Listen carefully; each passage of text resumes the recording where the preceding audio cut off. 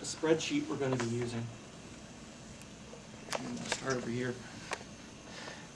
And the people who will be taking records can put in the number of tires directly into that, and it'll do the calculations for them, which will speed the line a bit, and it will help our records to be a little more legible. Little tire thrower. Hope it lasts. Yeah.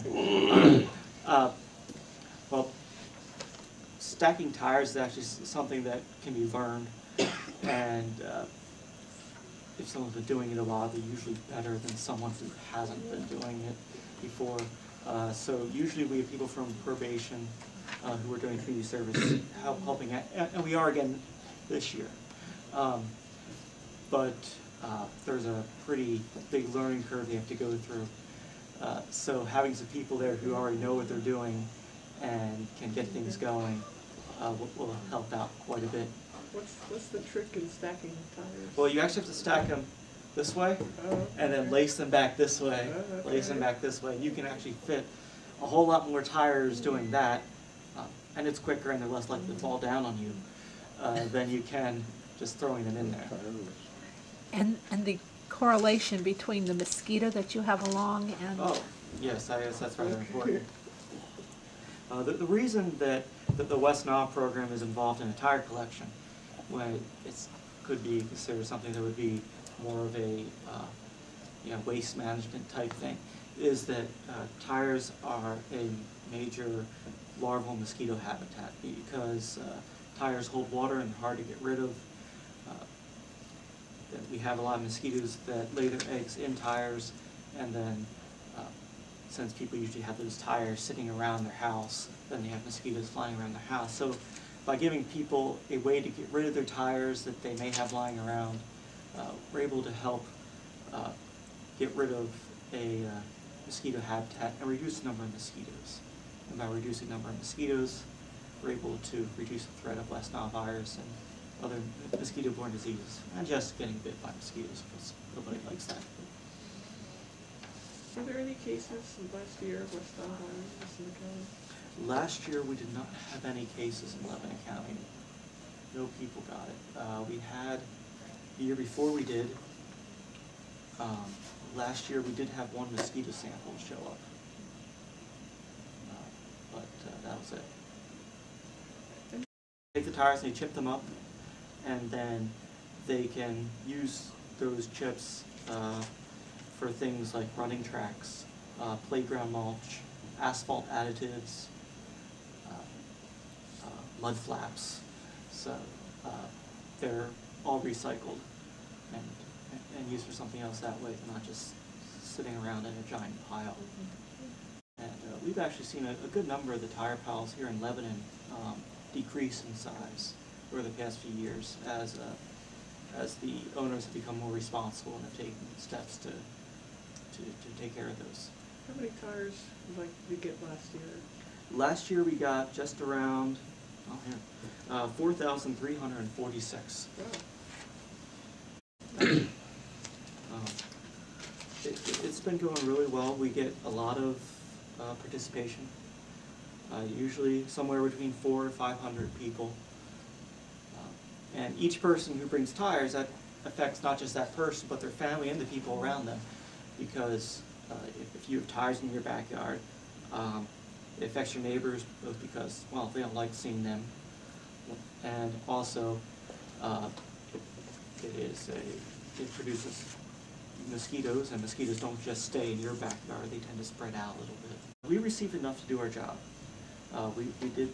There were some minor reductions, but in terms of whether or not we're going to still be effective, I think we will. We're running a little on the lean side, and we're going to have to be efficient and make the best use of our time and resources.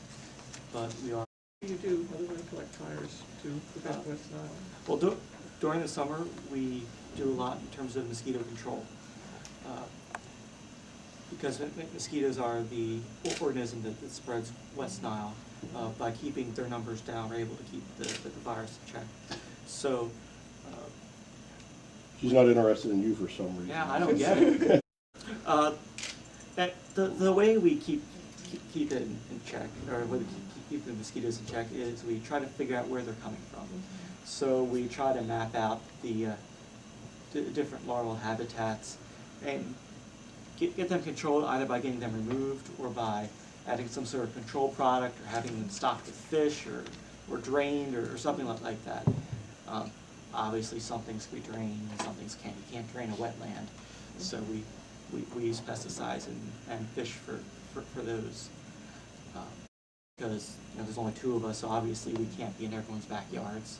So we do try to get people to take care of their own backyards. But if someone has a problem, they can always call us, and we're free. We don't cost anything. Well, we're your tax dollars at work.